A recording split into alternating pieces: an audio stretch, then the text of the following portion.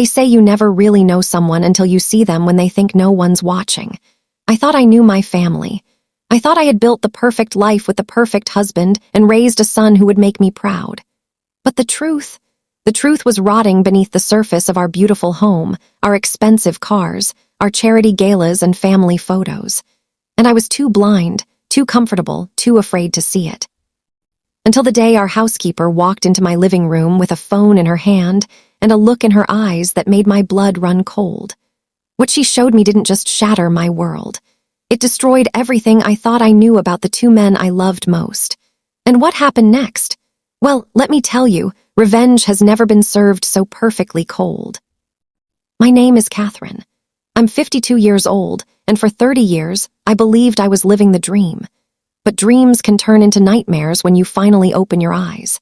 This is the story of how I discovered that my son had been harassing women his entire life, how my husband had been protecting him every single step of the way, and how our housekeeper, a woman we barely noticed, became the architect of the most devastating justice I've ever witnessed. Before I go any further, I need you to do something for me. Smash that like button right now. Subscribe to this channel and drop a comment telling me where you're watching from. Because what I'm about to tell you is going to make you angry, it's going to break your heart, and it's going to make you believe that sometimes the people we trust the most are the ones hiding the darkest secrets. It started on a Tuesday morning in September. I remember because the air had just started to turn crisp, and I was planning the menu for our annual autumn dinner party. My husband, Richard, had already left for his law firm. My son, Derek, was upstairs, supposedly working from home for his father's company. Everything seemed normal, peaceful, perfect. Maria, our housekeeper of 3 months, was quieter than usual that morning. I noticed her hands were shaking slightly as she poured my coffee. I should have asked her what was wrong right then. But I didn't. I was too absorbed in choosing between salmon or lamb for the main course. Too focused on things that, looking back now, meant absolutely nothing. When she finally sat down across from me at the kitchen table, uninvited, I was more surprised than concerned. Maria had always been professional, almost invisible in the way good household staff are trained to be. She kept her eyes down, did her work, and never overstepped boundaries. So when she pulled out a chair and sat down with tears streaming down her face, I knew something was catastrophically wrong. "Mrs. Catherine," she said, her voice barely above a whisper, "I need to show you something, and after I show you, I think you're going to want to sit down. Actually, you're already sitting, that's good." My heart started racing. Was she quitting? Had she broken something valuable? Was she sick? 1,000 innocent possibilities ran through my mind. Not once did I imagine the truth. She slid her phone across the marble table. The screen showed a video paused on a frame I didn't immediately understand. "Please," she said, "watch it, all of it. There are 7 more after this one." I picked up the phone, my hands suddenly cold despite the warm coffee cup I'd been holding moments before. I pressed play, and my entire world began to crumble. Let me take you back to the beginning, to where I thought this story started. 31 years ago, I met Richard Montgomery at a university fundraiser. He was in his final year of law school, already interning at one of the most prestigious firms in the state. I was finishing my degree in art history, dreaming of working in museums and galleries. He was confident, charming, and came from the kind of family that had their name on hospital wings and scholarship funds. We got married 8 months later. I was 21 and so in love I could barely see straight. Richard passed the bar exam, joined his father's firm, and within 5 years became the youngest partner in the company's history. I put my career dreams on hold when Derek was born. It seemed like the right choice at the time. Richard was working 80-hour weeks, building his reputation, building our future. Someone needed to be home with our baby. Derek was a beautiful child. Blonde curls, bright blue eyes, and a smile that could melt your heart. I poured everything into raising him. The best schools, piano lessons, soccer, swimming, tutors when he struggled with math. We lived in a 6-bedroom house in the most exclusive neighborhood. We took vacations to Europe every summer. We had everything. Richard was strict with Derek, but in ways I thought were appropriate. He expected good grades, good behavior, respect for authority. He wanted Derek to be strong, to be a leader, to be a man who commanded respect. I agreed with all of that. What mother wouldn't want those things for her son? But there were moments, looking back now, where I should have seen the cracks. Little moments that I explained away or ignored completely. When Derek was 7, his second-grade teacher, Miss Palmer, called us in for a meeting. She was young, probably in her mid-20s, with red hair and freckles. She seemed nervous as she explained that Derek had been inappropriate with some of the girls in class. He'd been lifting their skirts on the playground, she said, making comments about their bodies. Comments that a 7-year-old shouldn't even know. I was horrified. I started to apologize, to ask what we could do, how we could correct this behavior. But Richard cut me off. He actually laughed. Boys will be boys, he told Miss Palmer with that charming smile of his. He's 7 years old. He doesn't understand what he's doing. He's just curious, playful. Aren't you being a bit sensitive? Miss Palmer's face flushed red. She tried to insist it was serious, that it needed to be addressed. Richard leaned forward in his chair, and his voice changed. It became colder, sharper. Miss Palmer, my son is a child. If you can't handle normal childhood behavior, perhaps you're in the wrong profession. I'd hate to have to speak to the principal about a teacher who seems to have inappropriate concerns about 7-year-old boys. The meeting ended shortly after that. We never heard from Miss Palmer again. In fact, she left the school before the year ended. Richard said she probably realized teaching wasn't for her. I felt uneasy about the whole thing, but I trusted my husband. He was a lawyer. He understood these things better than I did. Right. When Derek was 12, there was an incident at summer camp. A girl complained that he'd come into the girls' cabin and taken pictures of them changing. The camp director called us, said Derek needed to be picked up early. That this was serious. Richard drove up there himself. I stayed home, crying, confused about what was happening to our son. Richard came back with Derek 3 hours later. Both of them were laughing, eating ice cream. All taken care of, Richard announced. Total misunderstanding. The girl was looking for attention. Her parents are going through a divorce. The camp director apologized for bothering us. I wanted to believe him. God, I wanted to believe him so badly, so I did. High school brought more incidents. A girl claimed Derek had grabbed her inappropriately at a school dance. Richard handled it. Another girl said he'd been sending her explicit messages. Richard handled it. A substitute teacher reported that he'd made sexual comments to her during class. Richard handled it. Always, Richard handled it. And every single time, the conclusion was the same. Misunderstanding, exaggeration, attention-seeking, sensitivity, vindictiveness. Never once was it Derek's fault. Never once did my son face real consequences. I started to notice a pattern in how Richard dealt with these situations. First, he'd dismiss the claim entirely.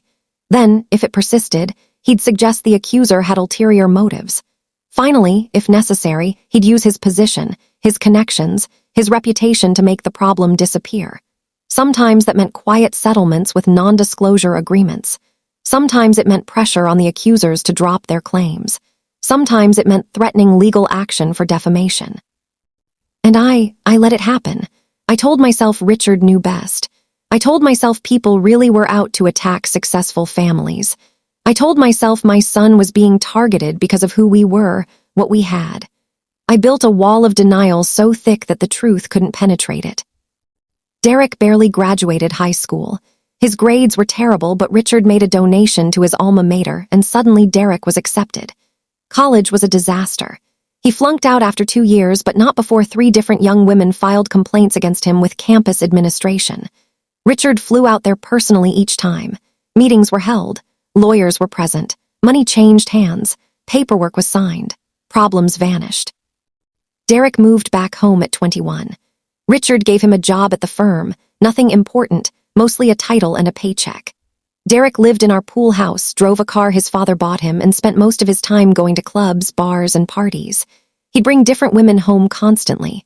I'd hear them sometimes, late at night, their voices floating across the yard to our bedroom window, sometimes laughing, sometimes arguing, sometimes crying. I stopped asking questions. It was easier that way. Derek was 29 when Maria came to work for us. Our previous housekeeper, Carmen, had been with us for almost 15 years before she retired. Finding someone to replace her was difficult. We went through 4 different candidates in 6 months. One quit after 2 days. She wouldn't say why, just that our home wasn't the right fit. The second one lasted a week before she stopped showing up and blocked our numbers. The third one actually filed a complaint with the agency about hostile work environment, but wouldn't elaborate. The agency was ready to stop sending us candidates. I was frustrated and confused. We paid well, the work wasn't that demanding, and I'd always considered myself a good employer. What was going wrong? Then Maria applied. She was 46, from El Salvador, and had been working in private homes for over 20 years. She had impeccable references and a quiet, steady demeanor that I found immediately reassuring. She was also different from the younger women we'd been hearing. More experienced, more mature, less likely to be dramatic or unprofessional. Or so I thought. Maria started on a Monday in June. Derek was home that day, unusual for him. He typically didn't roll out of bed until noon and then left for the gym or to meet friends. But that morning, he was in the kitchen when Maria arrived for her first day. I introduced them. Derek, this is Maria, our new housekeeper. Maria, this is my son. Derek looked her up and down in a way that made me uncomfortable, though I couldn't quite say why. Maria kept her eyes down and nodded politely. Nice to meet you, sir. Sir, Derek repeated with a smirk. I like that. Yeah, you're going to work out just fine. Something in his tone bothered me, but I pushed the feeling away. I was being oversensitive. I was imagining things. Derek was just being friendly. Over the next few weeks, I noticed that Maria was extremely careful around Derek. When he was home, she'd clean the rooms he wasn't in. She'd time her work in the pool house for when he was definitely gone. She never made eye contact with him. At first, I thought she was just being respectful, maintaining professional boundaries. Then I started noticing other things. How she'd tense up when she heard his voice. How she'd find reasons to stay near me when he was around. How she'd sometimes just stand in the pantry for a few moments, breathing deeply, like she was gathering courage for something. I should have asked her directly what was wrong. I should have paid more attention. But I was planning a major charity auction for the children's hospital, and honestly, I was spending more time out of the house than in it. Richard was working on a huge case. Derek was doing whatever Derek did, and Maria was quiet, efficient, and seemed to be managing fine. I had no idea she was documenting everything. I had no idea she'd been carrying a small recording device in her pocket since her second day of work. I had no idea that every inappropriate comment, every accidental touch, every disturbing interaction was being captured in crystal clear audio and video. And I definitely had no idea that she'd been doing research into my family, digging into the past, connecting dots that I'd refused to see for nearly 3 decades. It all came to a head that Tuesday morning in September, 3 months after she'd started working for us. 3 months of evidence, 3 months of patience, 3 months of planning, something I never saw coming. When Maria sat down across from me and slid that phone across the table, she wasn't just showing me what my son had done to her. She was showing me what he'd been doing his entire life, and what my husband had been enabling, protecting, and encouraging every single step of the way. The first video started playing, and I heard my son's voice saying things that no mother should ever hear. I saw him cornering Maria in the laundry room, standing too close, touching her shoulder, her waist, her hair, while she stood frozen, clearly terrified. I heard him making comments about her body, asking her disgusting questions, telling her what he wanted to do to her. My hands started shaking so badly, I almost dropped the phone. Keep watching, Maria said quietly. The second video is from the pool house. The third one is from last week in the garage. Mrs. Catherine, I need you to see all of it, because what I'm going to tell you next, you won't believe unless you see this first. I watched all 7 videos. Each one was worse than the last. My son, my baby boy, was a predator. There was no other word for it. The way he spoke, the way he moved, the way he smiled while making Maria visibly uncomfortable, this wasn't youthful stupidity or poor judgment. This was calculated, intentional, practiced harassment. When the last video ended, I sat in silence. The kitchen clock ticked loudly. Somewhere outside, a lawn mower started up. Normal sounds in a world that had just become completely abnormal. "Why didn't you come to me sooner?" I finally whispered. Maria's expression was hard to read. There was sympathy there, but also something else. Something that looked almost like pity. "Because I needed to be sure," she said. "And because I needed to know the whole truth about this family before I decided what to do. Mrs. Catherine, your son has done this to every housekeeper you've hired in the past year. They all quit because of him. The agency knows but won't say anything because your husband threatened legal action." My stomach twisted into knots. "How do you know that?" "I talked to them, found them through the agency's records.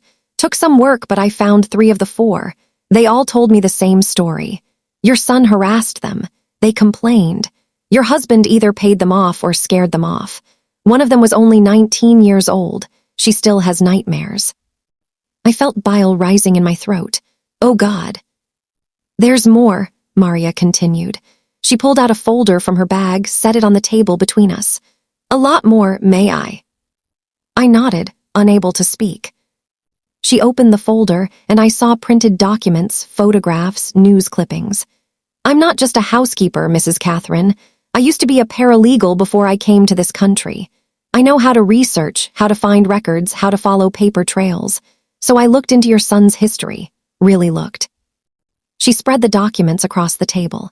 17 women over the past 12 years have made formal complaints, reports, or legal claims against Derek.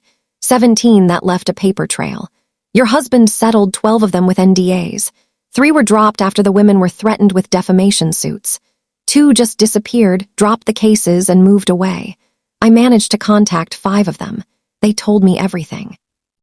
My vision blurred with tears. 17 women. 17 lives my son had violated.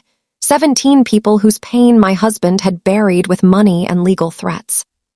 "Why are you telling me this?" I asked, my voice breaking. "What do you want?" Maria looked me straight in the eye for the first time since she'd started working for us. "I want justice, Mrs. Catherine. Not just for me, but for every woman your son has hurt. Every woman your husband has silenced. And I think, deep down, you want it too. I think you've known something was wrong for a long time. I think you've been lying to yourself because the truth was too painful." She wasn't wrong. God help me, she wasn't wrong. "I can't do this alone," Maria said. "If I go public with this, your husband will destroy me. He'll use his money, his connections, his lawyers. I'll be painted as a liar, a criminal, someone trying to extort a wealthy family. I've seen him do it before to those other women. But if you help me, if you stand with me, everything changes." "What exactly are you planning?" I asked, though part of me was afraid of the answer. Maria smiled, but it wasn't a happy smile. It was the smile of someone who'd been planning something for a very long time. "I'm planning to make sure your son and your husband face consequences for the first time in their lives. Real consequences. The kind they can't buy or threaten their way out of. But I need to know right now, Mrs. Catherine, are you brave enough to face the truth about your family? Are you strong enough to do what's right, even if it means losing everything you thought you had?" I looked at the videos on her phone, at the documents spread across my kitchen table, at this woman who'd walked into my home 3 months ago with a plan I never could have imagined. And I thought about all the times I'd ignored my instincts, silenced my doubts, chosen comfort over truth. "Not this time." "Tell me what you need me to do," I said. Maria's smile changed into something genuine, something almost warm. "First, we're going to gather more evidence. Then we're going to contact every woman your husband has silenced. And then, Mrs. Catherine, we're going to watch your husband's entire world burn to the ground." The next 3 days were the longest of my life. I walked through my house like a ghost, seeing everything differently. Every family photo on the wall felt like a lie. Every expensive piece of furniture felt like it had been bought with blood money. Every time Richard kissed me goodbye in the morning or Derek asked what was for dinner, I had to force myself not to scream. Maria and I had agreed on complete secrecy. As far as Richard and Derek knew, nothing had changed. I was still the devoted wife and mother, planning dinner parties and organizing charity events. But behind that mask, I was helping Maria build a case that would destroy everything my husband had spent 3 decades constructing. The first thing Maria taught me was how to document everything without getting caught. She gave me a recording app for my phone that looked like a weather widget. She showed me how to position my phone to capture video without it being obvious. She explained which conversations to steer toward, which questions to ask casually, how to play dumb while gathering evidence. "Your husband thinks you're not paying attention," Maria told me as we sat in her small apartment across town, somewhere Derek and Richard would never see my car.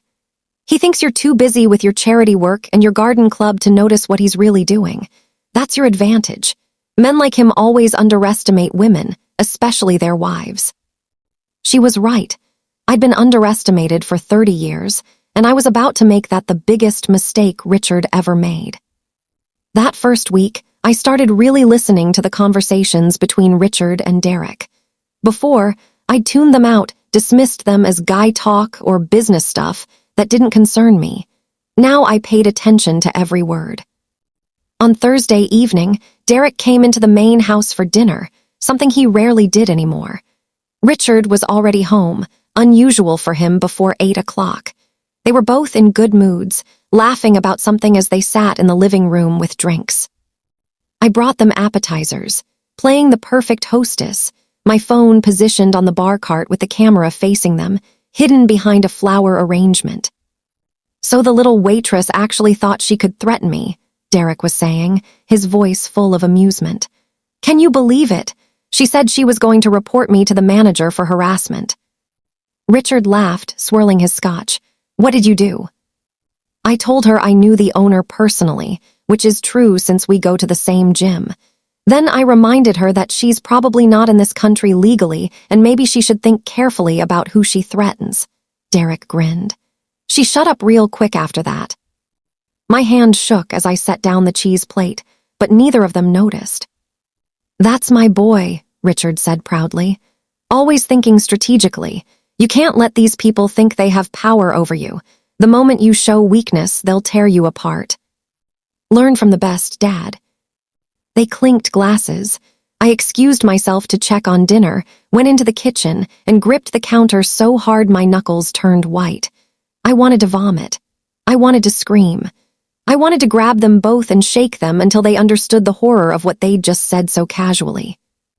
Instead, I took 3 deep breaths, smoothed my hair, and went back out with a smile. Later that night, I sent the recording to Maria. She responded within minutes. "Perfect. This is exactly what we need. He's admitting to threatening someone's immigration status to silence harassment claims. Keep going." The next target was Richard's study. He kept files there, documents from his firm, personal correspondence. I'd never snooped before. It felt like a violation of trust.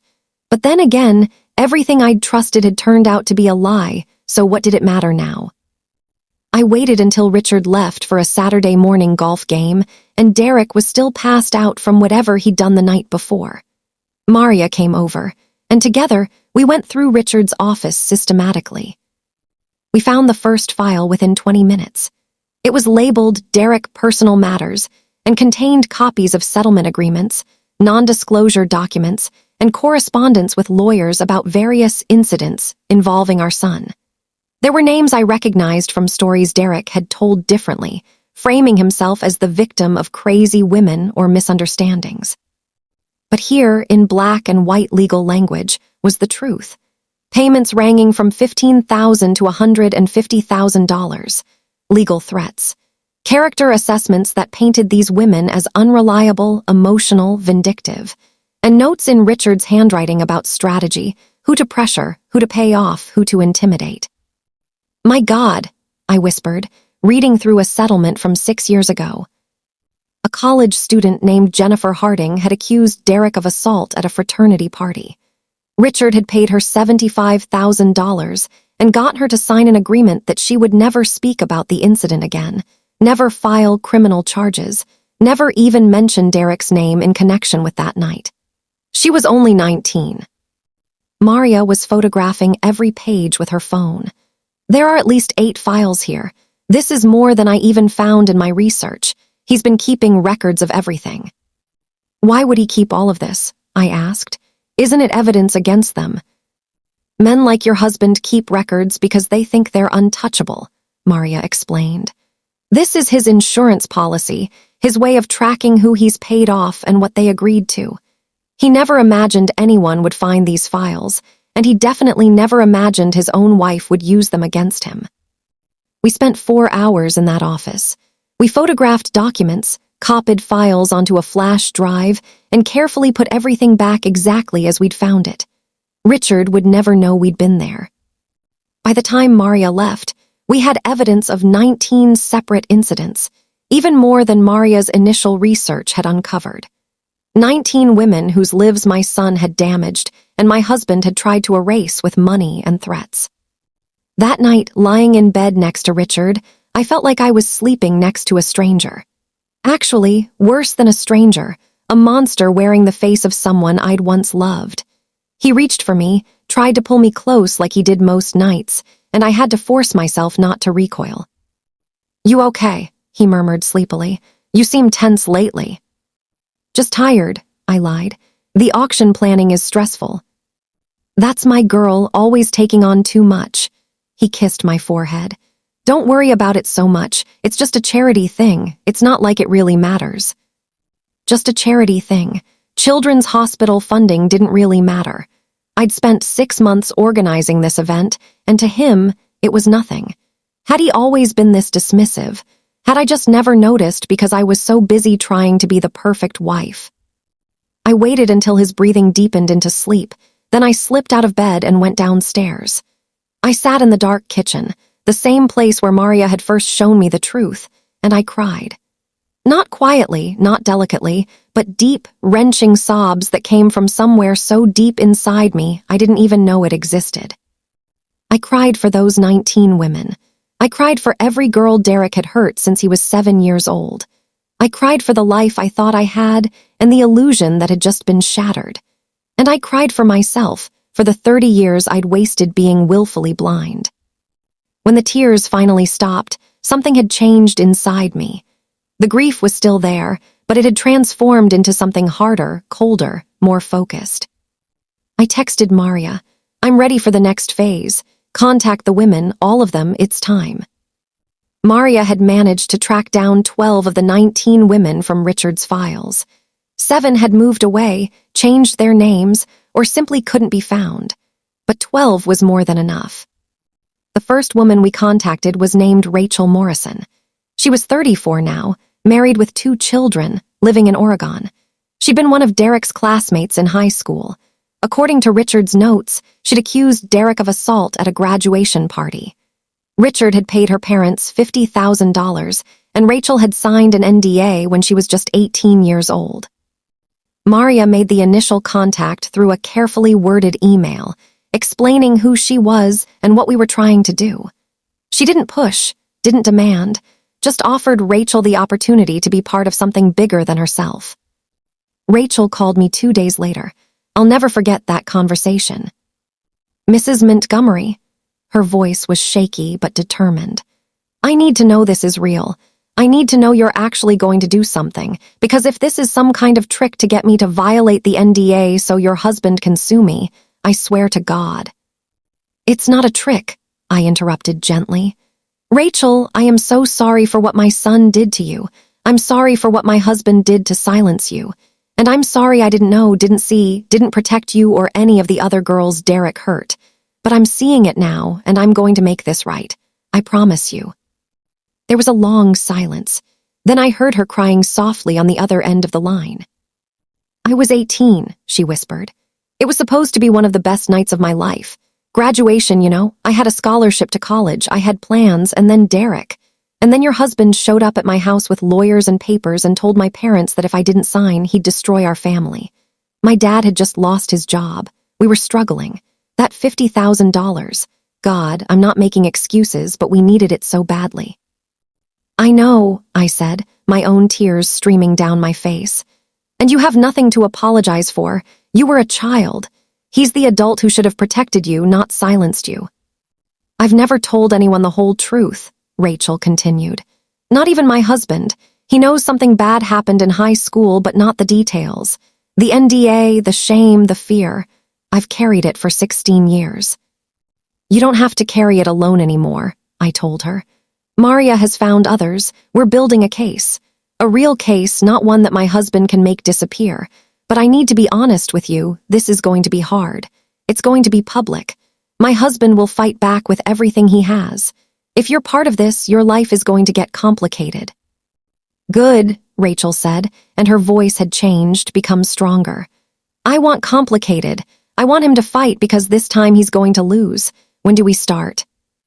Over the next 2 weeks, Maria and I contacted all 12 women. 9 of them agreed to join us.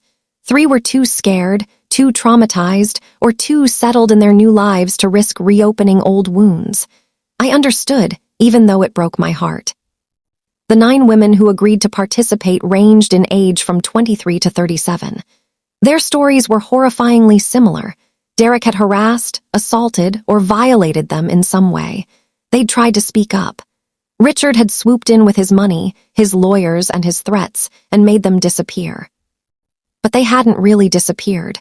They'd been waiting, hopping, praying that someday someone would believe them. Someone would care enough to do something. That someone was us. Maria organized a video conference call with all 9 women, plus herself and me. Seeing their faces on the screen, hearing their stories told in their own words, watching them realize they weren't alone. It was one of the most powerful experiences of my life. A woman named Keisha, who'd been a paralegal at Richard's firm before Derek cornered her in the copy room, said something that stuck with me. I thought I was the only one. He made me feel like I was crazy, like I'd imagined it or made it worse than it was. Your husband told me that Derek was just being friendly, that I was reading too much into it because of my cultural background. Those were his actual words. He made it about race, about me being too sensitive, too emotional. I was 24 years old and I believed him. I quit my job. I left the career I'd studied for, and I never told anyone why. Another woman, Sophia, had been a housekeeper before Maria. She'd lasted exactly 3 days before Derek's harassment became so intense she fled and never came back. He trapped me in the pool house, she told us, her English accented but clear. He locked the door and said we were going to have some fun. I had pepper spray in my pocket. I used to clean houses in bad neighborhoods, so I always carried protection. I sprayed him and ran. Your husband called my agency and told them I'd attacked your son without provocation. I was blacklisted. No agency would hire me for 2 years. Story after story, woman after woman, the pattern was identical and undeniable. Derek would harass, assault, or intimidate. The woman would try to report it or escape. Richard would swoop in to protect his son and destroy the woman's credibility, livelihood, or peace of mind. And I had lived in that house, eaten meals with those men, kissed them goodnight and never known, never asked, never looked deep enough to see. What's the plan? Asked Jennifer, the college student from the file I'd found. She was 25 now, working as a nurse. Because I want to be clear, I want them to pay, really pay, not just a fine or a slap on the wrist. I want consequences. Maria leaned forward toward her camera. The plan is multi-layered. First, we're going to break the NDAs. All of you signed them under duress, with misleading information, and possibly while you were minors. A good lawyer can argue they're not legally binding. But won't that open us up to lawsuits? Asked another woman, Emma. Normally, yes, Maria said. But not if we all break them at the same time, very publicly, with significant evidence to back up our claims. Richard Montgomery's greatest weapon is intimidation and isolation. He picks off women one by one. He can't fight all of us at once, especially not when we have documentation, recordings, and witnesses. I spoke up for the first time. I'm filing for divorce. I'm also prepared to testify about what I've discovered, what I've witnessed, and what my husband has admitted to me and in my presence. As his wife, I have access to financial records, files, and information that can corroborate your stories. The women stared at me through their screens. I could see the mix of emotions, surprise, skepticism, hope. Why should we trust you? Keisha asked bluntly. You're his wife. You've benefited from his money for decades. Money that came from the same firm that enabled your son. Why should we believe you're really on our side? It was a fair question, the hardest question, actually. You shouldn't trust me, I said honestly. Not yet, I haven't earned it. I've spent 30 years looking the other way, making excuses, choosing my comfortable life over the truth. I can't undo that. I can't give you back what was taken from you. But I can use everything I have, my name, my access, my knowledge of how Richard operates, to make sure this time is different. This time, he doesn't win. Rachel, who'd been quiet since the beginning of the call, finally spoke. I believe her. I don't know why, but I do. Maybe because she has the most to lose. We've already lost everything. But she's walking away from her whole life to do this. Not walking away, I corrected. Running. Running from a life that was built on lies and the pain of women like you. And I'm not going to stop running until Richard and Derek face real consequences. Maria pulled up a document on screen share. Here's what I'm proposing. We need a lawyer first, someone who specializes in cases like this and who isn't afraid of going up against powerful men. I have someone in mind. Her name is Patricia Vance. She's taken down 3 major law firms and 2 politicians for sexual harassment and assault cover-ups. She's expensive, but... I'll pay for it, I interrupted. I have access to our accounts. Richard thinks I only use them for household expenses and shopping, but I'm on every account we have. I can move money without him noticing, at least for a while. That could be considered theft, Emma pointed out. It's a joint account, I said. And besides, I'm past caring about the legal technicalities. He's stolen something from each of you that can never be returned. The least I can do is redistribute some of his money toward justice. Over the next hour, we outlined the plan. Maria would continue gathering evidence and coordinating between the women. I would handle the financial aspects and gather whatever additional documentation I could from Richard's files. We'd hire Patricia Vance as our attorney. And when we had everything in place, we'd go public all at once. Press conference, social media, legal filings, everything simultaneously so Richard couldn't isolate and pick us off. There's one more thing, Maria said as we were wrapping up. Derek is still actively harassing women. Right now, today, he's out there doing the same things he's always done. We need to catch him in the act, on camera, with undeniable proof. Because everything we have so far is historical. We need current evidence to show this isn't about past mistakes. This is about ongoing predatory behavior. A chill ran down my spine. You want to set him up? I want to give him the opportunity to be exactly who he is, Maria corrected. And I want to make sure the whole world sees it. Jennifer smiled for the first time since the call started. It wasn't a nice smile. I know someone who'd be perfect for this. My little sister just turned 21.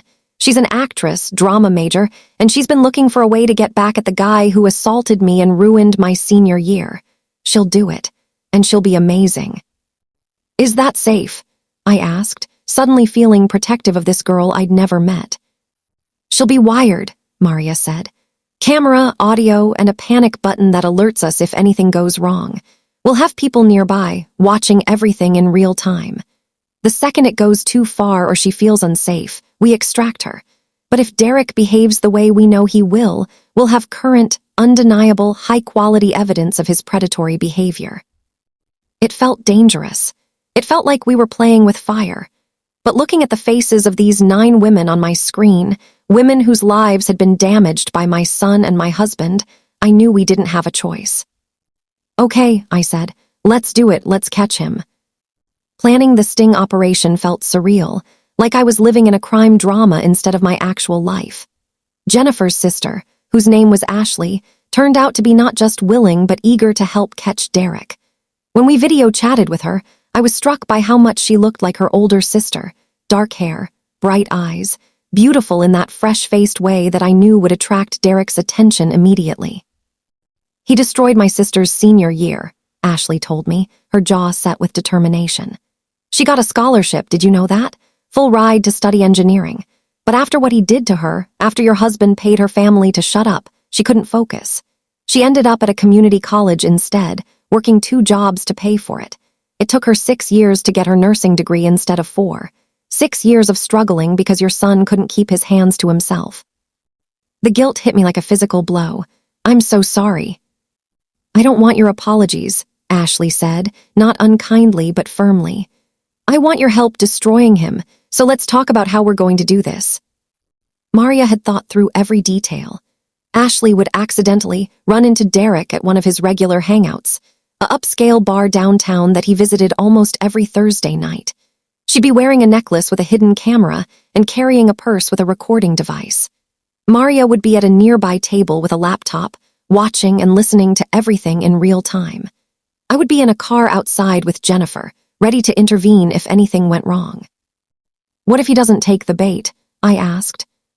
Maria gave me a sad smile. Mrs. Catherine, from everything I've seen, everything these women have told me, and everything I've experienced myself, Derek always takes the bait. It's who he is. He won't be able to help himself. We set the operation for the following Thursday. In the meantime, I had to continue playing the role of oblivious wife and mother. It was getting harder every day. Richard had noticed something was off. "You've been distracted lately," he commented over breakfast one morning. "Is everything okay with the auction planning?" "Just a lot of details to manage," I lied, not looking up from my coffee. "You know how these things are." "Maybe you should take a break from all that charity work," he suggested. "You're spreading yourself too thin. Why don't we take a vacation, just the two of us? We could go to that resort in Turks and Caicos you love." The idea of being trapped on an island with him made my skin crawl. "Maybe after the auction," I said. "I can't back out now." Derek wandered in, looking rough from whatever he'd done the night before. "Any coffee left?" "Help yourself," I said, my voice automatically falling into that maternal tone I'd used for years. Except now, looking at him, I didn't see my little boy. I saw a predator. I saw the man who'd hurt 19 women that we knew of, probably more that we didn't. He poured coffee and leaned against the counter, scrolling through his phone. "Hey, Dad, did you talk to Mike about that thing?" Richard glanced at me, then back to Derek. "Later," he said shortly. "What thing?" I asked, trying to sound casual. "Just business stuff," Richard said dismissively. "Nothing you need to worry about." There it was again. That casual dismissal, that assumption that I was too stupid or too uninterested to understand their world. I'd accepted it for so long. Now it made me want to throw my coffee cup at his head.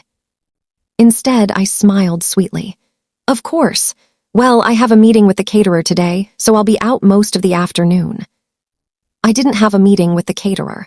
I had a meeting with Patricia Vance, the attorney Maria had recommended.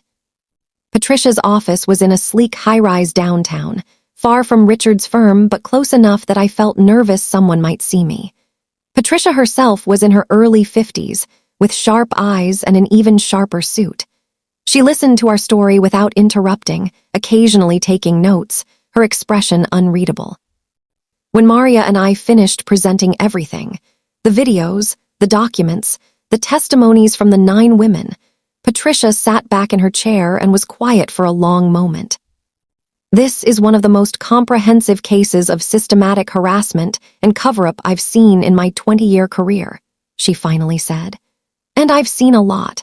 Richard Montgomery has essentially been running a protection racket for his son, using his position as a lawyer to intimidate victims and obstruct justice." "Can you help us?" I asked. Patricia looked at me directly. "Mrs. Montgomery, if we do this, your life as you know it is over. Your husband will fight back with everything he has. He'll try to paint you as mentally unstable, vindictive, a scorned wife making false accusations. He'll freeze your assets, file for divorce on his terms, possibly try to have you committed or investigated. He will make this ugly." "My life is already over," I said. "I just didn't realize it until now. The life I thought I had was a fantasy built on other women's suffering. So yes, tear it down. I'm ready." Patricia smiled slightly. "Good, because we're going to need that strength. Here's what I propose. We build an airtight case with everything you have, add whatever we can get from the sting operation, and then we file a multi-pronged attack. Criminal complaints where applicable, civil suits for the NDAs that were signed under duress, and a separate lawsuit against Richard for obstruction of justice and abuse of his position as an officer of the court." "Will it work?" Maria asked. If we do it right, if we coordinate everything perfectly, and if we get a bit of luck. Yes. Richard Montgomery is powerful, but he's not invincible. His greatest weakness is his arrogance. He's gone away with this for so long that he thinks he's untouchable. We're going to prove him wrong. We spent 3 hours in Patricia's office, going over every detail, every piece of evidence, every possible angle of attack. When we finally left, I felt something I hadn't felt in weeks: hope. Thursday came faster than I expected. I spent the day in a fog of anxiety, barely able to eat or focus on anything. Richard noticed at dinner. "You're not eating," he observed. "Are you feeling okay?" "Just nervous about the auction," I lied. "It's only 2 weeks away now." "You always do this," he said with exasperation. "Work yourself up over something that's going to be fine. Take a Xanax and relax." I wanted to scream that I wasn't stressed about a charity auction. I was stressed because in 3 hours, we were going to record his son being exactly the monster I now knew him to be. But instead, I just nodded and pushed food around my plate. At 7 o'clock, I told Richard I was meeting a friend for drinks. He barely looked up from his laptop. I drove downtown with my hands shaking on the steering wheel. Jennifer was already waiting in the parking garage, and when I pulled in next to her car, she got in my passenger seat. "Ashley's already inside," she told me. "Maria's in position, everything's ready." We sat in tense silence, listening through Jennifer's phone to the audio feed from Ashley's recording device. The bar sounds came through: music, conversation, clinking glasses. Then we heard Ashley's voice, bright and cheerful. "Excuse me, is anyone sitting here?" And Derek's voice, smooth and confident. "All yours, beautiful. What are you drinking?" It had begun. For the next 45 minutes, Jennifer and I listened to Derek being exactly who we knew he was. At first, he was charming, buying Ashley drinks, asking about her life, seeming interested and friendly. But gradually, the conversation shifted. The compliments became more sexual, the questions more invasive. His touches, which we couldn't see but could hear Ashley acknowledge, became more frequent and bold. "You're very touchy," Ashley said, her voice still playful but with an edge. "I just met you." "I'm just a friendly guy," Derek replied. "You don't like it, I can stop." "I didn't say that." Jennifer's hand found mine and squeezed. Her sister was doing perfectly, walking the line between encouraging him enough to keep him talking and pushing back enough to make his behavior clearly unwanted. Then we heard Derek's voice, lower now, more aggressive. "Why don't we get out of here? I've got a place nearby." "I don't know," Ashley said. "I don't usually go home with guys I just met." "Come on," Derek pressed. "Don't be a tease. You've been flirting with me all night. You wore that dress for a reason. Don't act all innocent now." My stomach turned. I'd heard this tone before, in the videos Maria had shown me, in the recordings we'd made. This was Derek when he thought he was going to get what he wanted. "I should probably get going," Ashley said, and I could hear the nervousness creeping into her voice now. "Early morning tomorrow." "One more drink," Derek insisted. "Then I'll let you go, promise." There was movement, sounds we couldn't quite interpret. Then Ashley's voice, sharper. "That's my phone. I need to check it." "It can wait." "No, it's my roommate. She's expecting me too." "I said it can wait." Derek's voice had gone cold. "You're not going anywhere yet." Jennifer's grip on my hand tightened painfully. "He's got her arm," she whispered. "Listen, you can hear it in her voice." She was right. Ashley sounded scared now, the performance dropping away into real fear. "Let go of me." "Or what?" Derek challenged. "You're going to make a scene. You're going to embarrass yourself in front of all these people. I don't think so. You're going to sit back down, finish your drink, and then we're going to leave together like two adults who want the same thing." That was it. That was the moment. Clear, undeniable, recorded evidence of Derek physically restraining a woman against her will and threatening her. Jennifer was already texting Maria the abort code, but before we could move, we heard new voices on the audio feed. "Is there a problem here?" A man's voice, unfamiliar. "No problem," Derek said, his tone immediately changing to friendly. Just talking to my friend here. She doesn't look like she wants to talk, the stranger said. Miss, are you okay? I'm fine, Ashley said quickly. Thank you, I was just leaving. Don't be rude, Derek started to say, but Ashley cut him off. Goodbye, thanks for the drinks. We heard movement, footfalls, the sound of Ashley moving quickly through the bar. Jennifer was already opening the car door. I'm going to get her. I watched through the windshield as Jennifer ran to the bar entrance. A minute later, she emerged with Ashley, who looked shaken but unharmed. They got into Jennifer's car, and I saw the two sisters embrace. My phone buzzed. A text from Maria. Got everything, it's perfect. He's still inside, furious. This is exactly what we needed. I sat in my car in that parking garage and felt the full weight of what we'd just done. We'd proven that Derek was still, right now, in the present day, a predator. That this wasn't about youthful mistakes or past indiscretions. This was who he was, who he'd always been, and who he'd continue to be unless someone stopped him. And we were going to stop him. I drove home in a daze. Richard was already in bed, reading a legal brief. How was drinks with Susan? He asked absently. Fine, I said, hanging up my coat with trembling hands. I'm exhausted, though. I think I'll just shower and go to sleep. He responded, not even looking up. I stood there for a moment, looking at this man I'd been married to for 30 years. This man who I'd loved, trusted, built a life with. This stranger who'd been hiding a monster right in front of me the whole time. Richard, I said quietly, do you ever regret anything, any of the choices you've made? That got his attention. He looked up, surprised. What kind of question is that? Just wondering. After 30 years together, do you ever wish you'd done things differently? He thought about it for a moment, then shook his head. No, I've lived my life according to my principles. I've protected my family, built a successful career, provided a good life for you and Derek. I've got nothing to regret. Protected his family. That's what he called it. Silencing victims and enabling a predator, protection. Good, I said softly. I'm glad you have no regrets, because in a few weeks you're going to have plenty.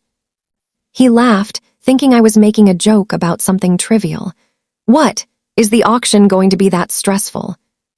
Something like that, I said, and went to take a shower.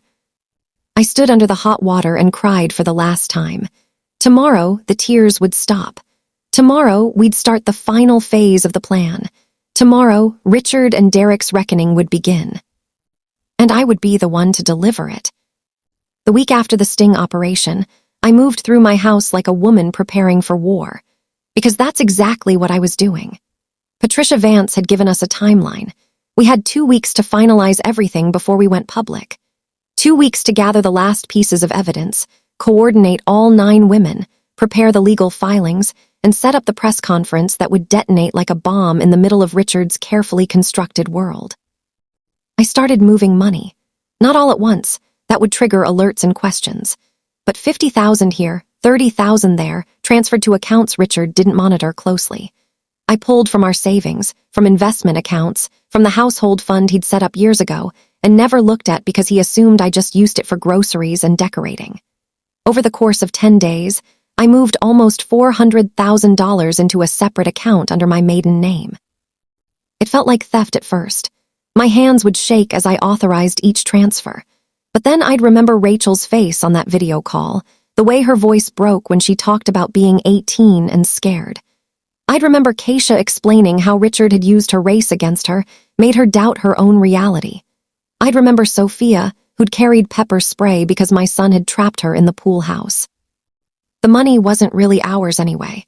It was blood money, paid for by women's pain and silence. Maria was coordinating with Patricia and the 9 women, making sure everyone's stories were documented, notarized, and ready for legal filing. Ashley's recording from the bar had been analyzed by a forensic audio expert who confirmed it was authentic and unaltered. Patricia had filed requests to nullify the NDAs, arguing they were signed under duress and with fraudulent misrepresentation. Everything was falling into place like dominoes lined up perfectly, waiting for that first push. Richard still had no idea. He went to work every day, came home, had dinner, complained about traffic and difficult clients, and the new associate who wasn't living up to expectations. He was living in the world he'd always known, where his power was absolute and consequences were for other people. Derek was getting worse. Whether it was because he'd been rejected by Ashley at the bar or just because it was who he was, his behavior at home became increasingly aggressive. He'd make comments about Maria that made my skin crawl. I'd hear him on the phone with friends, laughing about women they'd been with, using language so degrading I wanted to cover my ears. One evening, I was in the kitchen when Derek came in looking for food. Maria was cleaning the counters, her head down, trying to be invisible. I watched as Derek deliberately walked too close to her, forcing her to back up against the sink. "Excuse me," she said quietly. "You're excused," Derek replied with a smirk, not moving. "You know, Maria, you've been here for a while now. We should get to know each other better. What do you say we have a drink sometime? Just the two of us." My hand tightened around the wine glass I was holding. I wanted to smash it over his head. Instead, I said calmly, "Derek, Maria's working. Leave her alone." He glanced at me, surprised. I rarely contradicted him directly. "Jesus, Mom, I'm just being friendly. Why is everyone so sensitive?" I said leave her alone. Something in my voice must have registered because he actually backed off, grabbing a beer from the fridge and leaving without another word. Maria's hands were shaking as she went back to wiping the counter. "It's almost over," I told her quietly. "Just a few more days." She nodded, not looking at me. "I know, I hope it works, I hope it's enough." "It will be," I said, though I wasn't entirely sure I believed it. Men like Richard had a way of slipping through consequences, of using their money and connections to escape accountability. But this time was different. This time we had everything: evidence, witnesses, legal strategy, and most importantly, we had numbers. He couldn't silence all of us at once. The night before everything was set to happen, I couldn't sleep. I lay in bed next to Richard, listening to him snore, and tried to remember when I'd stopped loving him. Was it the moment Maria showed me those videos? Was it when I read through his files and saw the systematic way he destroyed women's lives? Or had it been happening gradually over years, my love eroding bit by bit every time he dismissed me, every time he chose his son over basic decency, every time he valued power over humanity? Maybe I'd never really loved him at all. Maybe I'd loved the idea of him, the fantasy of the successful husband and the perfect family. Maybe I'd been as complicit in the illusion as he was. At 3 a.m, I got up and went to Derek's old bedroom, the one we'd kept as a sort of shrine to his childhood. Soccer trophies lined the shelves. Photos from school plays and birthday parties covered the walls. The bed was still made with his favorite superhero sheets from when he was 8. I looked at a photo of Derek at 7 years old, the same age he'd been when Miss Palmer first reported his behavior. In the picture, he was smiling at the camera, holding a baseball bat, looking like any normal kid. Where had it started? Was he born this way, or had we created him? Had Richard's constant protection and my willful blindness turned him into a monster, or had the monster always been there, just waiting for permission to emerge?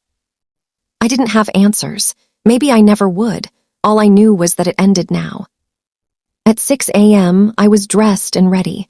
I'd packed 2 suitcases the night before and hidden them in the garage. I wasn't coming back to this house, not after today. Whatever happened next, this chapter of my life was over. Richard woke up at 7, surprised to see me already dressed in a formal suit.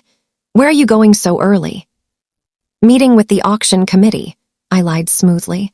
"Final walkthrough before the event this weekend." He nodded, already reaching for his phone to check emails. "I'll probably be home late tonight. Big deposition." "That's fine," I said. "I might be late too." I kissed him goodbye, the last kiss I would ever give my husband. It felt like kissing a corpse. Derek was still asleep when I left. I stood outside his bedroom door for a moment, wondering if I should say goodbye. If I should try one last time to reach whatever shred of humanity might exist inside him. But I knew it was pointless.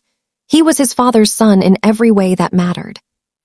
I got in my car, picked up Maria from her apartment, and drove to Patricia Vance's office. The 9 women were already gathering there, some having flown in from other states. The energy in the conference room was electric with nerves and anticipation. Rachel hugged me when I walked in. I didn't sleep at all last night. I keep thinking about what happens after today. My husband still doesn't know everything. My kids don't know. My whole life is about to change. Mine too, I told her. We're in this together. Patricia called the meeting to order at 9 a.m. sharp. All right, everyone, this is it. In exactly 1 hour, we're holding a press conference downstairs. I've already sent the press releases to every major news outlet in the state. I filed the legal paperwork to nullify the NDAs, along with civil suits against Richard Montgomery for abuse of power, obstruction of justice, and intentional infliction of emotional distress. I've also filed criminal complaints with the district attorney's office regarding Derek Montgomery's pattern of assault and harassment. A murmur ran through the room. This was real. This was actually happening. The DA's office has agreed to open an investigation based on the evidence we've provided, Patricia continued. They're particularly interested in Richard's role in suppressing evidence and intimidating witnesses. As an officer of the court, he held a position of trust that he systematically abused. What about Derek? Asked Jennifer. What are the chances he actually faces criminal charges? Patricia's expression was serious. I'm not going to lie to you, it's complicated. Many of these incidents happened years ago, and statutes of limitations apply. However, we have recent evidence from the bar incident with Ashley, and that's within the time frame for prosecution. We also have evidence of an ongoing pattern of behavior, which can sometimes be used to support older claims. But I want you all to understand, the criminal justice system is not kind to women in these situations. Even with everything we have, there's a chance Derek walks away without criminal conviction. The room fell silent, disappointment heavy in the air. However, Patricia added, criminal conviction isn't our only goal. We're also pursuing civil suits which have a lower burden of proof. We're exposing him publicly, which destroys his reputation.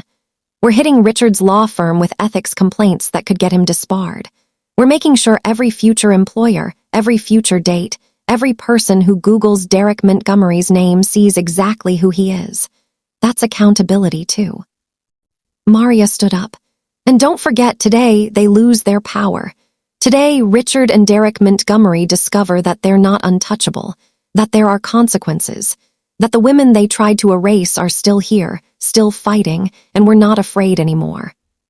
The women started nodding, some wiping away tears. This was bigger than just legal outcomes. This was about reclaiming power, refusing to be silent, standing together when they'd been forced to stand alone. One more thing, I said, my voice shaking slightly. I know some of you have questioned why you should trust me, why you should believe that I'm really doing this. So I want you to know I've filed for divorce. I've moved money out of our joint accounts to fund this case. I've given Patricia access to every file, every document, every piece of evidence I could find in Richard's office. And after today, I have nowhere to go. No husband, no home, no family. I'm burning my entire life down for this. Not because I'm noble or brave, but because it's the only thing I can do that even comes close to making up for 30 years of looking the other way. The room was quiet. Then Keisha stood up and started clapping. One by one, the other women joined her until the whole room was applauding. I felt tears streaming down my face. We went over the plan one final time. Patricia would speak first, laying out the legal case. Then each woman who felt comfortable would tell her story briefly. Maria would present the video evidence, and I would speak last, as the wife and mother who'd finally chosen to stand with the victims instead of the abusers. At 10 a.m., we walked downstairs to the lobby where Patricia had set up the press conference. My heart almost stopped when I saw how many reporters had shown up. Every major news outlet in the state was represented, plus several national ones. Camera crews were setting up. Journalists were checking their recording equipment. This was really happening. In a few minutes, Richard's phone would start ringing. Derek would start seeing his name trending on social media. Their world would start collapsing. Patricia stepped up to the podium. The cameras started rolling. Good morning. My name is Patricia Vance, and I'm here today representing 9 women who have been sexually harassed and assaulted by Derek Montgomery over the past 15 years. These women were silenced by Derek's father, Richard Montgomery, a prominent attorney who used his position and resources to intimidate victims, suppress evidence, and obstruct justice. Today, we are breaking that silence. The press conference lasted 90 minutes. Each woman who spoke told her story with trembling but determined voices. Rachel described her assault at 18 and the $50,000 that had bought her silence. Keisha talked about being harassed at work and then gaslit with racist implications about her sensitivity. Sophia explained how she'd been blacklisted from her profession after defending herself with pepper spray. Maria presented the video evidence on a large screen. The recordings of Derek harassing her in our home, the audio from the bar incident with Ashley. I watched the reporters' faces as they watched my son in action, saw their expressions shift from professional neutrality to visible disgust. When it was my turn to speak, I walked to the podium on shaking legs. I looked directly into the cameras and thought about Richard watching this, about Derek seeing his mother betray him. Except it wasn't betrayal. It was finally telling the truth. My name is Catherine Montgomery. I've been married to Richard Montgomery for 30 years, and I'm Derek Montgomery's mother. And I'm here today to tell you that everything these women have said is true. My husband has spent decades protecting our son from the consequences of his actions. He has used his position as an attorney to intimidate victims, to pay for silence, to make evidence disappear. I know this because I found the files. I found the settlement agreements, the NDAs, the strategy documents outlining how to discredit and silence these women. My voice was getting stronger now, fueled by anger I'd been suppressing for weeks. I also want to say that I am complicit. For years, I saw warning signs and I ignored them. I heard stories and I made excuses. I chose my comfortable life over the truth, and I chose protecting my son over protecting the women he hurt. I can never undo that. I can never give these women back what was taken from them. But I can stand here today and use whatever privilege and access I have to make sure my husband and son finally face consequences. I have filed for divorce. I have turned over all evidence to the authorities, and I want every woman who my son has hurt to know, I believe you. I'm sorry I didn't believe you sooner, and I will do everything in my power to make sure you get justice. When I stepped away from the podium, the reporters erupted with questions, all shouting at once. Patricia handled them professionally, answering what she could, declining to comment on what she couldn't. The whole thing felt surreal, like I was watching it happen to someone else. My phone had been on silent, but when I checked it, I had 63 missed calls, 47 from Richard, 16 from Derek, dozens of text messages, starting with confusion and rapidly escalating to rage. Richard's texts were almost poetic in their fury. What the hell is going on? Call me now. Catherine, I'm seeing news reports that can't possibly be real. Where are you? This is insane. You need to issue a retraction immediately. Do you have any idea what you've done? You've destroyed this family. Call me right now, or I'm reporting you for theft. I know you took money from our accounts. You've lost your mind. I'm going to have you evaluated. This is clearly a mental breakdown. How could you do this to your own son? Derek's messages were shorter and uglier, filled with profanity and threats that I won't repeat. The boy I'd raised, showing his true colors in all caps and rage. I turned off my phone. I didn't need to read any more. By noon, the story was everywhere. National news outlets had picked it up. Social media was exploding. Montgomery Exposed was trending on Twitter. People were digging up everything they could find about Richard and Derek, photos, old news articles, social media posts. The internet had become a massive investigative force, and they were tearing my family apart in real time. Someone found Derek's Instagram account, which was filled with photos of him at clubs and parties, always surrounded by young women, always holding expensive bottles of alcohol, always with that same smug smile. The comments section became a war zone of women sharing their own experiences with him, stories we hadn't even heard yet. Derek Montgomery assaulted my friend at a party in 2019. We reported it to campus police, and the case mysteriously disappeared. I worked at a restaurant where Derek was a regular. He grabbed my butt every single time I served him. Management said to just deal with it because he was a good tipper. This guy sent me unsolicited, explicit photos on a dating app, and when I told him off, he threatened to find out where I worked and get me fired. Story after story, woman after woman, confirming what we already knew. Derek's behavior was worse and more widespread than even our investigation had uncovered. Richard's law firm released a statement by 2 p.m. Richard Montgomery has been placed on administrative leave pending an internal investigation into these serious allegations. The firm takes these matters seriously and is cooperating fully with authorities. Administrative leave. Not fired, not condemned, just placed on leave. But it was something. It was a crack in his armor.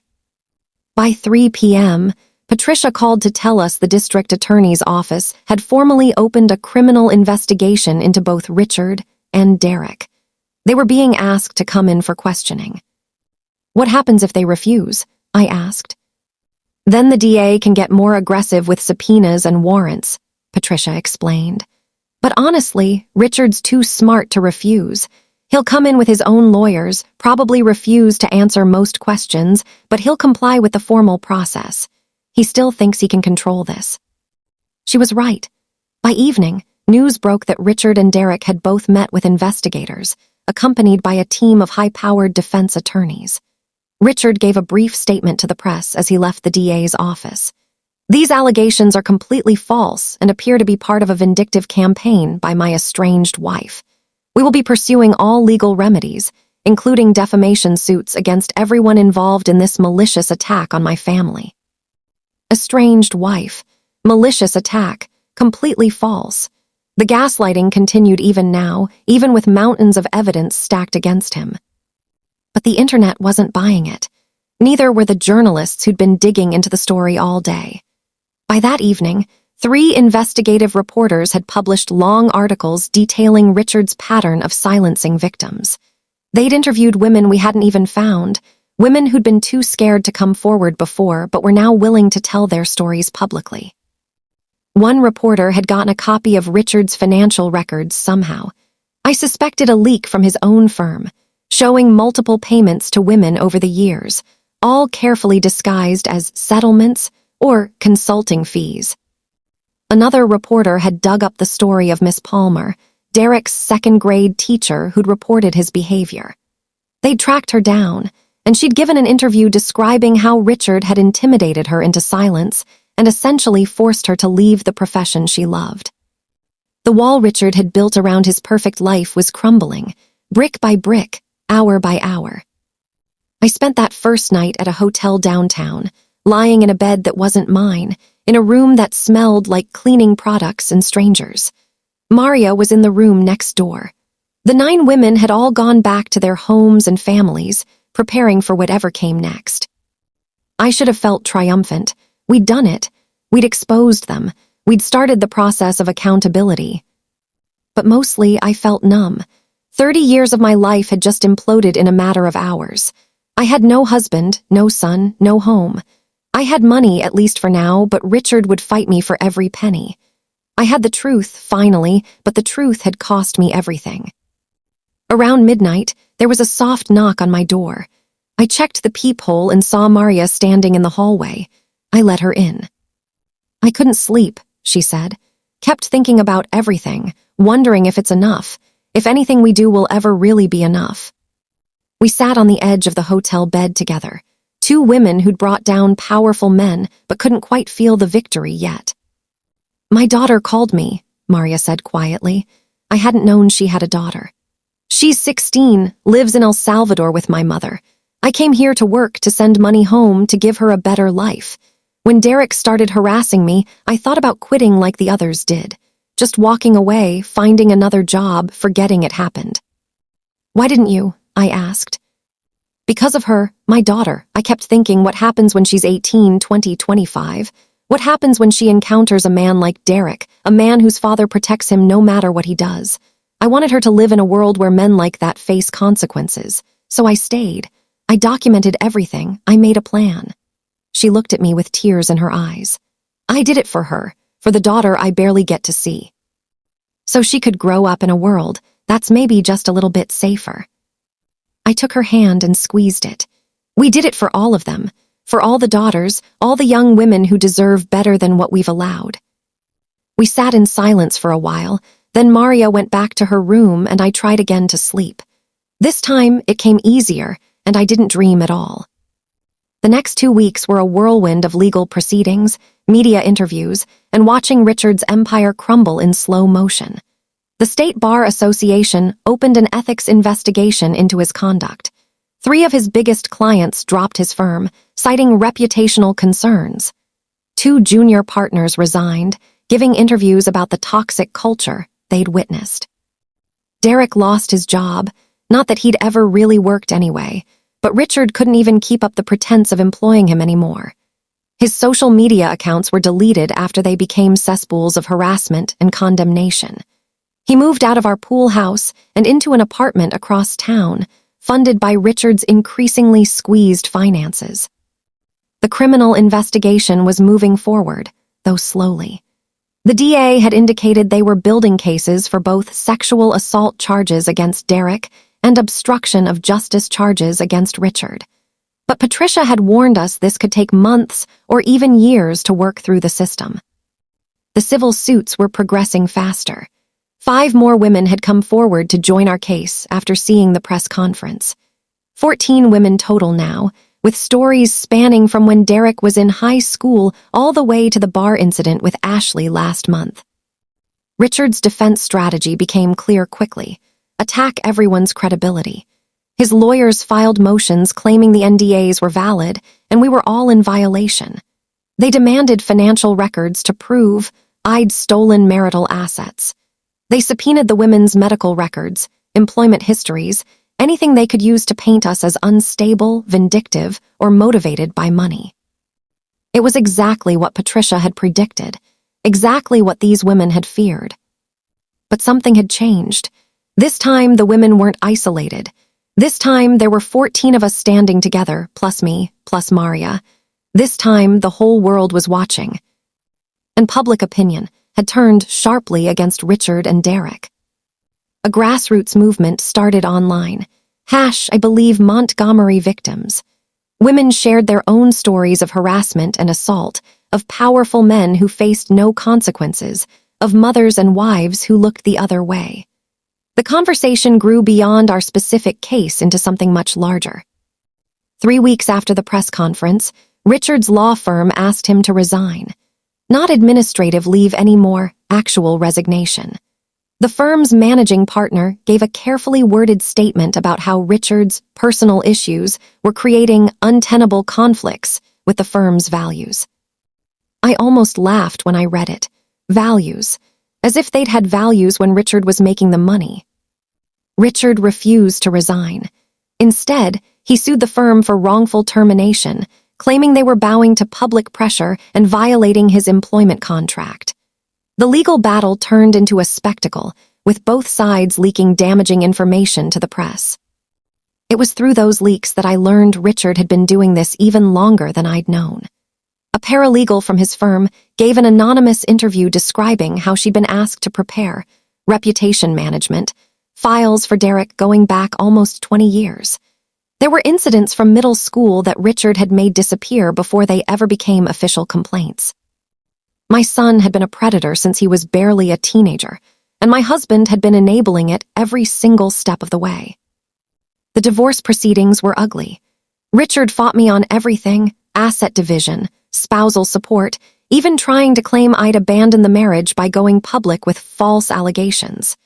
His lawyers painted me as a woman scorned, mentally unstable, manipulated by vengeful women with an agenda. But I had Patricia, and I had the truth, and I had 30 years of joint finances that showed exactly where Richard's money had gone. Every settlement payment, every suspicious withdrawal, every dollar spent silencing his son's victims. It was all there in black and white. The judge assigned to our divorce case was a woman in her 60s named Judge Martinez. She'd been on the bench for 25 years, and had a reputation for not tolerating nonsense. When Richard's lawyers tried to argue that I'd stolen marital assets, Judge Martinez looked at the financial records and said dryly, "Counselor, your client spent over $2 million in marital funds paying off his son's victims." I think Mrs. Montgomery taking $400,000 to fund her legal defense is hardly theft in comparison. Richard's face turned purple. I'd never seen him so angry, so powerless.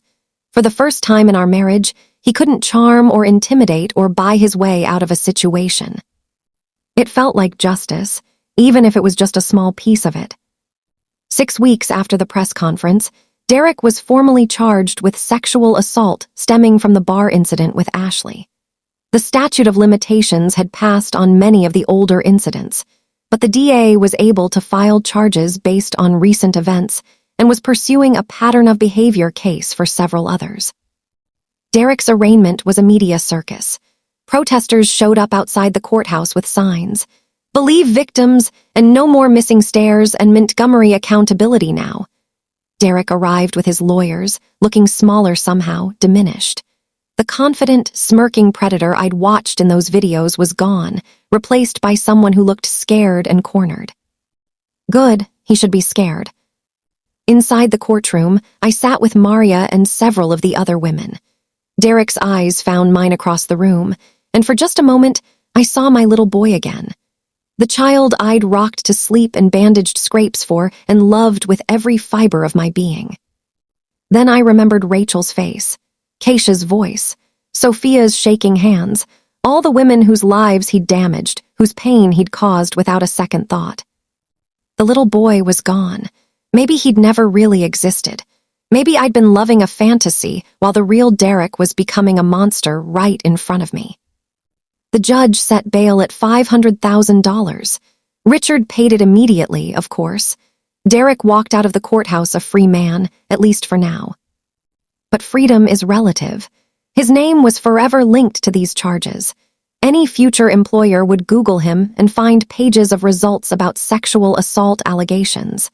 Any future relationship would be shadowed by his past.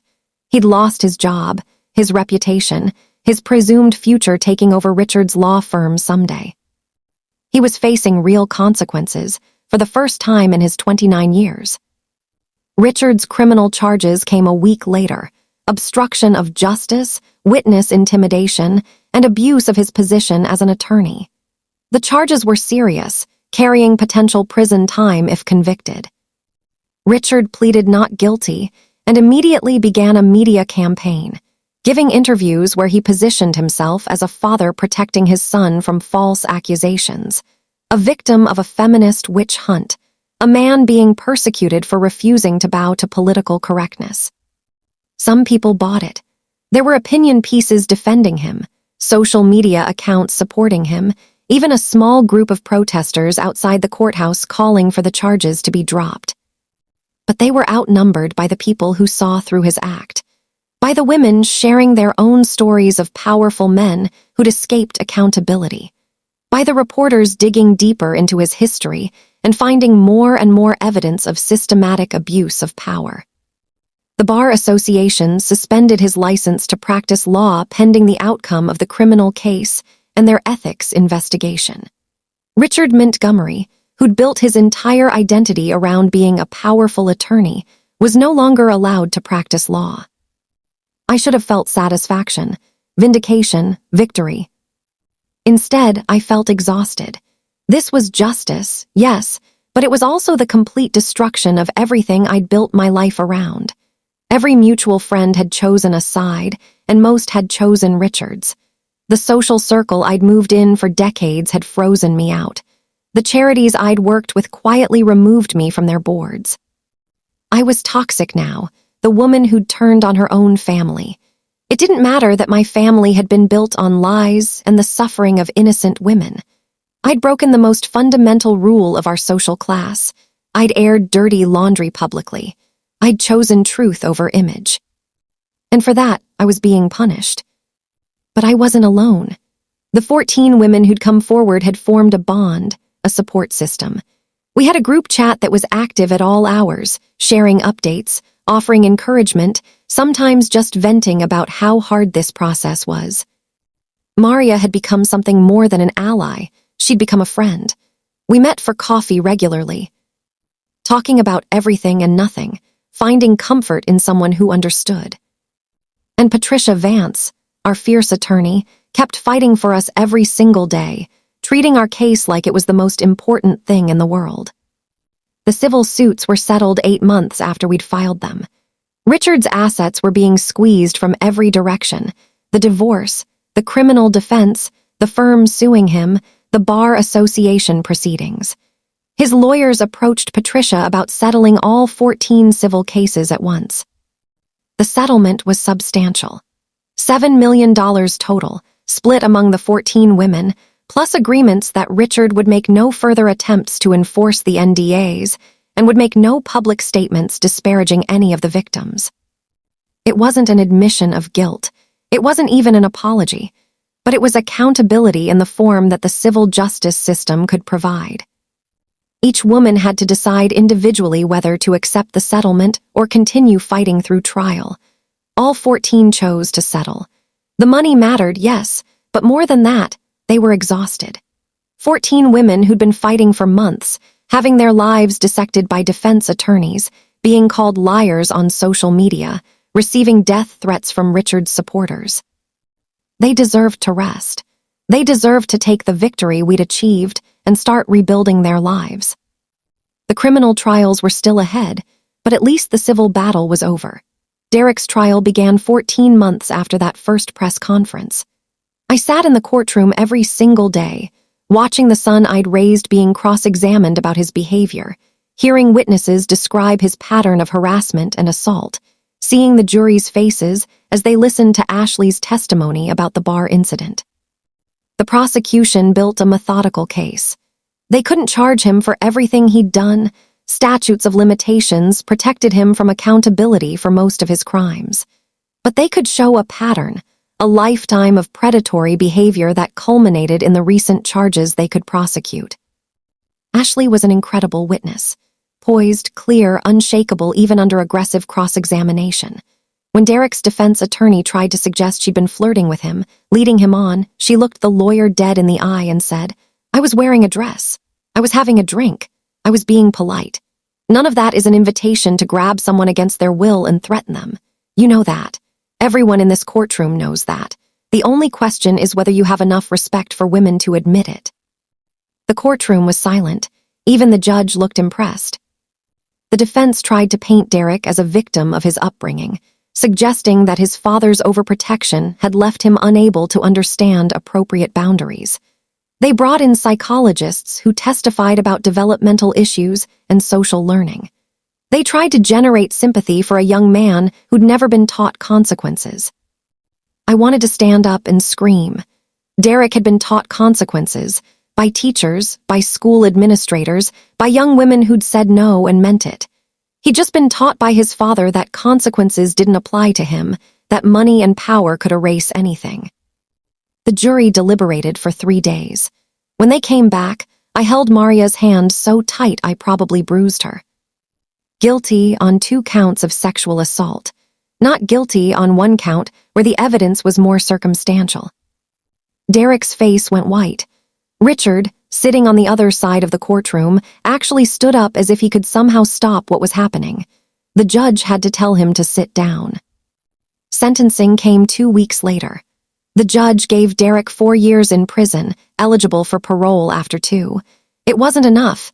It would never be enough for what he'd done to so many women over so many years. But it was something. It was accountability. It was a criminal record that would follow him forever. As they led Derek out of the courtroom in handcuffs, he looked at me one last time. I expected anger, hatred, blame. Instead, I saw something that might have been confusion, like he genuinely couldn't understand how this had happened to him. He still didn't get it. Even now, even after everything, Derek couldn't comprehend that actions have consequences and victims are real people whose pain matters. Maybe prison would teach him what 30 years of my parenting and Richard's protection hadn't. Or maybe it wouldn't. Either way, it was no longer my responsibility to fix him. Richard's trial was longer and more complex, involving financial records and legal ethics and testimony from the women he'd intimidated and silenced. His defense team was expensive and aggressive, attacking every witness, challenging every piece of evidence, filing motion after motion to exclude testimony. But the case against him was overwhelming. Former paralegals from his firm testified about being asked to dig up dirt on Derek's accusers. Women described how Richard had threatened their immigration status, their employment, their reputations. Financial experts traced the money he'd spent on settlements and NDAs. And I testified. For 3 days, I sat on that witness stand and told the truth about my husband's systematic protection of our son. I described finding the files. I shared recordings of conversations where Richard had bragged about making problems disappear. I provided documents showing how he'd used his position as an attorney to obstruct justice. Richard's lawyer tried to destroy me on cross-examination, suggesting I was a bitter ex-wife seeking revenge, that I'd manipulated evidence, that I was mentally unstable. But I'd been preparing for this for over a year. I knew my truth, and I stood firm. The jury found Richard guilty on 4 counts: obstruction of justice, witness tampering, abuse of position, and criminal conspiracy. The judge sentenced him to 8 years in prison. Richard Montgomery, the powerful attorney who'd built a career on protecting people from consequences, was going to prison. The State Bar Association disbarred him permanently. His law firm settled with former employees who'd been pressured to participate in his schemes. Everything he'd built crumbled into dust. I should have felt triumphant when they led him away in handcuffs. Instead, I felt sad. Sad for the man he could have been if he'd chosen integrity over protection. Sad for the 30 years I'd wasted loving an illusion. Sad for all the pain that could have been prevented if just one person in Derek's life had held him accountable the first time instead of the 50th. But beneath the sadness was something else: relief. It was finally over. The truth was out. Justice, imperfect and incomplete as it was, had been served. 2 years have passed since that first press conference.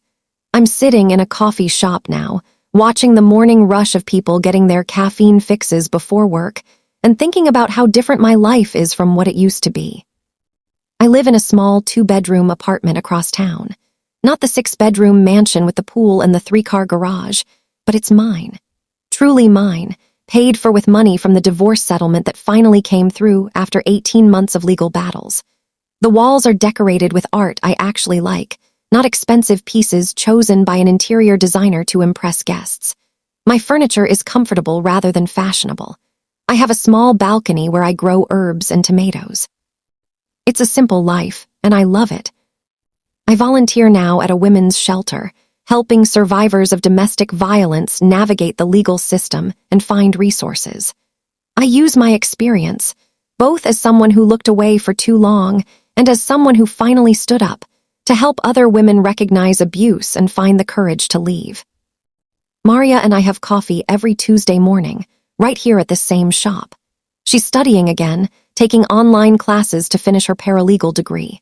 Her daughter came to visit last month, the first time Maria had seen her in person in 3 years. Watching them together, seeing the pride in her daughter's eyes when she looked at her mother, reminded me that courage isn't just about the big, dramatic moments. It's about the everyday choice to do what's right even when it costs you everything. The 9 original women, now 14 with those who joined later, have stayed in touch. We have a group chat that's evolved from legal strategy discussions to sharing recipes and vacation photos and complaints about bad dates. Rachel started a nonprofit that helps young women understand their rights and navigate harassment complaints. Keisha is back working as a paralegal, this time at a firm that actually values her. Sophia opened her own cleaning business and is thriving. Jennifer sends me photos of Ashley sometimes. The young woman who helped us catch Derek on camera is graduating from college this year with a theater degree.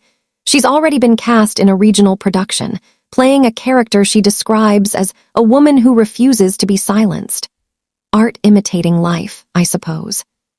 As for Derek, he's served 1 year of his sentence so far. I've received 3 letters from him, all of which I've left unopened. I don't know if he's written to apologize or to blame me or to ask for help. It doesn't matter. I can't fix him. I can't save him. I can only save myself and try to help other women avoid the mistakes I made. Richard writes too, though less frequently. His letters I do read, out of morbid curiosity more than anything else. They're masterpieces of self-delusion, full of claims that he was only protecting his family, that he's the real victim here, that someday the truth will come out and he'll be vindicated. Even now, even in prison, he can't accept responsibility for what he's done. I used to wonder if I'd ever forgive him. Now I realize forgiveness isn't really the point. Understanding is. I understand now that Richard valued power over people, image over truth, winning over integrity. I understand that he saw women, including me, as props in his story rather than people with our own value and dignity. I understand that our entire marriage was built on a foundation of lies I chose not to see. And I understand that I have to live with my own complicity. I can't undo the years I spent looking away. I can't give those 19 women, those dozens of women, really, if we count all the ones who never came forward, their innocence or peace back. I can't return Rachel's scholarship or Keisha's career or Sophia's sense of safety. What I can do is make sure I never look away again. I can use my voice, my resources, my experience to help other women. I can tell my story, as ugly and painful as it is, so that other mothers might recognize the warning signs I ignored, so that other wives might question the men they've trusted, so that other women might find the courage to speak up before 30 years have passed. Last week, I gave a talk at a local university about recognizing and reporting sexual harassment. A young woman came up to me afterward, tears streaming down her face. My boyfriend's friends are horrible to women, she told me. He says they're just joking, that I'm too sensitive, but after hearing your story, I realize he's protecting them, just like your husband protected your son. And if I stay, if I marry him, I'll become you, someone who knows and does nothing. I hugged her and told her she was already braver than I'd been at her age, just by seeing the truth and being willing to act on it. She left that auditorium, and I hope she left that boyfriend too. I hope she builds a life with someone who values women's dignity as much as his friends' comfort. That's the work now. Not grand gestures or dramatic press conferences, but small moments of truth-telling.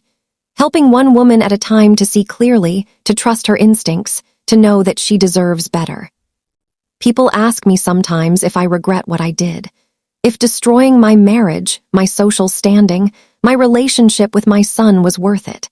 They want me to say yes without hesitation, to be the triumphant hero of my own story. But the truth is more complicated. I regret that it was necessary. I regret every year I wasted being willfully blind. I regret every time I chose comfort over courage, every time I accepted an excuse instead of demanding the truth. But do I regret standing up when I finally did? Do I regret exposing Richard and Derek, fighting for those women, using everything I had to pursue justice? No, not for a second. Because here's what I've learned. It's never too late to do the right thing. It's never too late to open your eyes and face uncomfortable truths. It's never too late to stand with victims instead of abusers, even when the abusers are people you love. Especially when they're people you love. My mother used to say that character is what you do when no one's watching. But I think character is also what you do when everyone's watching and you have everything to lose. It's the choice between comfortable lies and painful truths. It's the willingness to burn down your whole life if that's what integrity requires. I spent 30 years building a life on sand, on lies, on other women's silenced pain. It took everything crumbling to realize I'd never had anything real to begin with. The love I thought I had was conditional on my blindness. The family I thought I'd built was rotten at its core. The perfect life I'd been so proud of was a gravestone marking the burial of my own conscience. Now I have less money, less prestige, less security. But what I have is real. The friendships I've built with Maria and the other women are real. The work I do at the shelter is real. The way I can look at myself in the mirror without flinching is real. I'm 54 years old, and in many ways, my life is just beginning. Not the life I planned, not the life I thought I wanted, but a life built on truth instead of lies. A life where I know who I am and what I stand for. A life where I choose courage over comfort, even when it's hard. Especially when it's hard. If you're watching this and you recognize yourself in my story, if you've been looking away from uncomfortable truths, making excuses for people you love, choosing peace over justice, I want you to know something. It's not too late. It's never too late to open your eyes, to stand up, to do what's right. Yes, it will cost you. It might cost you everything. But what you're protecting by staying silent isn't worth keeping. A life built on lies isn't really a life at all. And for those of you who have been victimized, who have been silenced, who have been told your pain doesn't matter or your truth isn't real, I believe you. I'm sorry for every woman like me who looked away when we should have stood with you. I'm sorry for every mother who protected her son instead of protecting you. I'm sorry for every wife who valued her marriage over your safety. We failed you, but we don't have to keep failing you. We can change. We can do better. We can choose to believe victims, to hold powerful men accountable, to value truth over comfort. That's the lesson I learned too late to save my own family, but not too late to help others. Not too late to make a difference. Not too late to matter. Maria just walked in, right on schedule for our Tuesday coffee date. She's smiling, carrying a folder that I know contains her latest school assignments. In a few minutes, we'll order our usual drinks, and she'll tell me about her classes, and I'll tell her about a woman I helped at the shelter who finally got a restraining order against her abuser. These simple, beautiful, real moments, this is what redemption looks like. Not dramatic courtroom victories or public vindication, but the everyday choice to keep showing up, keep telling the truth, keep standing with survivors instead of abusers. I wave to Maria, and as she walks toward me, I think about how one woman's courage created a ripple that changed everything. How a housekeeper with a hidden camera and a determination to seek justice became the catalyst for exposing decades of abuse. We don't always know who the heroes will be. Sometimes they're the people we barely notice, the ones working quietly in the background, documenting the truth while everyone else looks away. Sometimes the hero is the person who finally stops looking away. Sometimes, if we're very lucky and very brave, that person is us. This is Catherine Montgomery, signing off. Thank you for listening to my story. I hope it helps you find the courage to tell yours.